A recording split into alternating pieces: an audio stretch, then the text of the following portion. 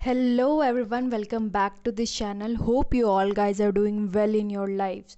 So आज का video में मैं बात करूँगी कि मैं कैसे नोट्स बनाती हूँ। बाय द टाइम मैंने किन सारी चीज़ों की इम्प्रूवमेंट की है नोट्स मेकिंग में। बेसिकली आज मैं बात करूँगी कि नोट्स मेकिंग इम्पॉर्टेंट होता क्यों है और इसे हम बेस्ट तरीके से कैसे यूटिलाइज़ कर सकते हैं और कैसे बना सकते हैं। तो फर्स्टली मैं बात करूँगी अगर नोट मेकिंग का, तो नोट मेकिंग इम्पॉर्टेंट क्यों है। बहुत बेसिक क्वेश्चन है और इसका बहुत ही बेसिक सा आंसर है। जब एग्ज़ाम नियर बाई होता है तो आप पूरे बुक को एक ही बार में आप रिवाइज़ नहीं कर सकते हैं और पूरे बुक में दी गई सारी इन्फॉर्मेशन आपके लिए इम्पॉर्टेंट भी नहीं होती है। So that's why we use to make notes, right. तो आज मैं आपको दिखाऊंगी नोट्स मेकिंग मैं कैसे करती हूँ और मैंने क्या गलतियाँ करी नोट्स मेकिंग में जो आपको नहीं करनी चाहिए। तो ये भी मैं बात करूँगी इस वीडियो में, तो इस वीडियो में बने रहें। वैसे तो आप नोट्स कई सारे तरीक़ों से बना सकते हैं, बट बेसिकली लोग जो प्रिफ़र करते हैं वो दो चीज़ें हैं। एक तो डिजिटली नोट्स बनाना एवर नोट में या फिर वन नोट में या फिर MS वर्ड में। दूसरा, आप पेन और कॉपी लेकर के आप ऑफलाइन मीडियम, ट्रेडिशनल मीडियम को फॉलो करते हैं, राइट। मैंने जो रियलाइज़ करा कि जब आप ऑनलाइन नोट मेकिंग करते हो तो आप बेसिकली कहीं से फैक्ट्स उठाए, कहीं पे टाइपिंग कर दिया, but that's it. But in conventional note making आपको जब आप पेन और पेपर लेकर के बैठते हैं तो आपका माइंड दूसरे तरीके से काम करता है, because your minds get alert कि आपको अब लिखना है। तो जब आप लिखने की बारी आती है तो माइंड बहुत ही ज़्यादा एक्टिव हो जाता है। तो इसमें ये होता है कि it's a kind of revision भी हो जाता है अगर मैं बोलूँ तो। बट अगर डिजिटली मैं अगर कहूँ तो मुझे उतना ज़्यादा कन्वीनियंट नहीं लगता। नोट्स बनाने से पहले जब आप बुक रीड करते हैं तो in your first reading make sure कि आप पेन पेपर हाइलाइटर बिल्कुल यूज़ ना करें। ये मिस्टेक मैंने भी करी थी, मैं दिखाऊंगी आपको। बिल्कुल ना करें, क्योंकि जब आप फर्स्ट रीडिंग करते हो तो आपको ईच एंड एवरी लाइन में हर एक चीज़ इम्पॉर्टेंट लगती है और and we usually use to highlight that point, जो कि बाद में हमारे लिए बहुत ज़्यादा अननेसेसरी बर्डन क्रिएट हो जाता है, जो कि हमें ये चीज़ अवॉइड करनी है। तो in your first go make sure कि आप पूरे बुक को या फिर कोई भी चैप्टर या टॉपिक को एक फर्स्ट गो में उसे कंप्लीट करें as just a reading only, कि आपको बेसिक अंडरस्टैंडिंग हो जाए कि हाँ इस टॉपिक में बेसिकली क्या क्या चीज़ें दी गई हैं, वो सारी चीज़ें। In your second reading have your pencil and mark some important points that you feel that कि हाँ ये एग्ज़ाम में आ सकता है, और वो आपको वैसे पता चलेगा जब आप प्रीवियस ईयर क्वेश्चंस को और सिलेबस को प्रेफर करोगे। तो मेक श्योर आपको सिलेबस याद होना चाहिए, वो सारे जो भी आपको कीवर्ड्स दिए गए हैं, टॉपिक्स के नेम दिए गए हैं, वो सारी चीज़ें आपके माइंड में होने चाहिए। एंड एक एनालिसिस होना चाहिए कि सिलेबस और प्रीवियस ईयर के क्वेश्चंस को कोऑर्डिनेट करके। तो एक तो ये चीज़ें। उसके बाद जब थर्ड रीडिंग आप करोगे तो उसमें आप एक हाइलाइटर ले सकते हो। उसमें आप जब थर्ड रीडिंग करोगे तो आप ये पाओगे कि मोस्ट ऑफ़ द चीज़ें आपको आपके माइंड में ऑलरेडी याद हो चुकी है। आपको उसे दोबारा हाईलाइट करके या दोबारा पढ़ने की ज़रूरत नहीं है। तो वो सारी चीज़ें, वो सारे स्टफ़ को आप हाईलाइट करें जो आपको याद करने में मुश्किल हो रही है, जिन चीज़ों को आप बहुत ज़्यादा टाइम तक सस्टेन नहीं कर पा रहे, भूल जा रहे हैं, उन सारी चीज़ों को आप मार्क करें। जब ये कर लेंगे उसके बाद आप ज़रूर ये एक शीट लें।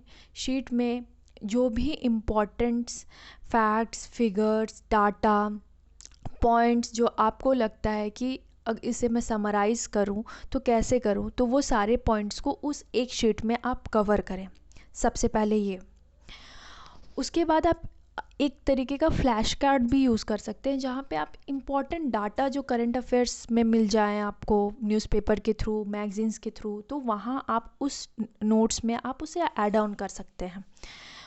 उसके बाद आप जो कर सकते हैं वो ये है कि आप बेसिकली पॉइंटर्स फॉर्म में या फिर डायग्राम बेसिस आप उन सारी चीज़ों को आप कवर कर सकते हैं। तो ये सारी चीज़ें हो गई। तीसरी चीज़ जो है वो है बेसिकली कि आप क्वेश्चंस आंसर के बेसिस पे चीज़ों को आप लिख सकते हैं और मेमोराइज़ कर सकते हैं और रिवाइज़ भी कर सकते हैं। और ट्रस्ट में ये एक बहुत कारगर मेथड है जो मैंने अप्लाई किया अपने लाइफ में और मुझे बहुत ज़्यादा बेनिफिट मिला है। मुझे ज़्यादा एफ़र्ट नहीं करना पड़ता, बट जैसे प्रीवियस ईयर क्वेश्चंस में मैं देखती हूँ कि एज अ क्वेश्चंस जैसे पूछे गए हैं उस टॉपिक से रिलेटेड मैं क्वेश्चंस फ्रेम करती हूँ और मैं उसे राइट डाउन करती हूँ कि being as a candidate in the examination, if I am writing the exam, तो मैं कैसे उस क्वेश्चंस को टैकल करूँगी, मैं कैसे लिखूँगी, राइट। तो ये चीज़ें होंगी। तो ये 3 तरीके हैं जो आप अपना सकते हैं।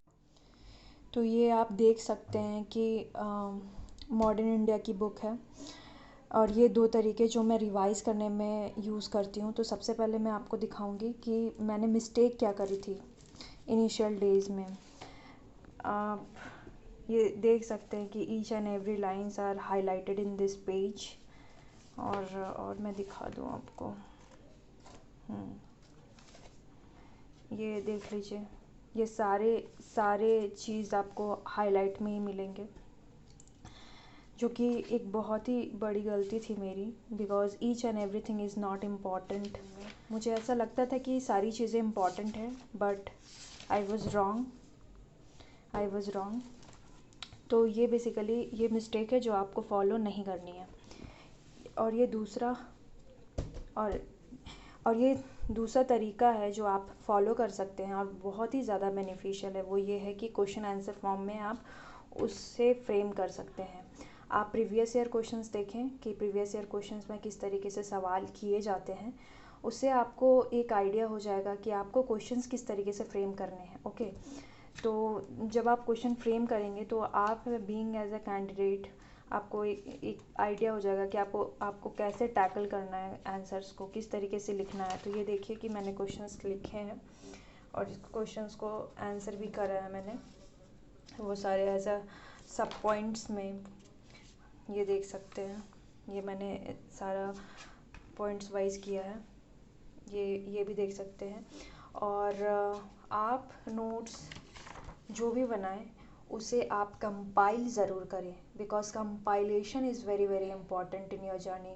क्योंकि जब आप कंपाइल नहीं करते हैं तो आप इधर उधर अनऑर्गेनाइज तरीके से चीज़ें रखेंगे तो आपको बहुत ही ज़्यादा मुश्किल होगा एट द मोमेंट में कि आप क्या चीज़ें कहाँ से आपको मिक्स करना है, कहाँ से आपको किस तरीके से याद करनी है या पढ़ना है।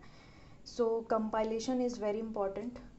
तो एक तो ये क्वेश्चन आंसर फॉर्म में हो गया कि जो नोट्स आप बना सकते हैं। दूसरा ये एक तरीका कि आप कोई चैप्टर पढ़े, ये जैसे इंडिया अंडर मुग़ल रूल है, आपने चैप्टर पढ़ा और चैप्टर के बाद आपने उसके बेसिक पॉइंट्स, उसके इम्पॉर्टेंट चीज़ आपने तैयार कर ली कि मुग़ल रूल में एग्रीकल्चर कैसा था, ट्रेड कैसा था, art and culture, art and architecture, language, literature, everything. तो ये आप देख सकते हैं, ये 2 पेजेस में मैंने ये पूरा का पूरा चैप्टर कंप्लीट कर लिया है।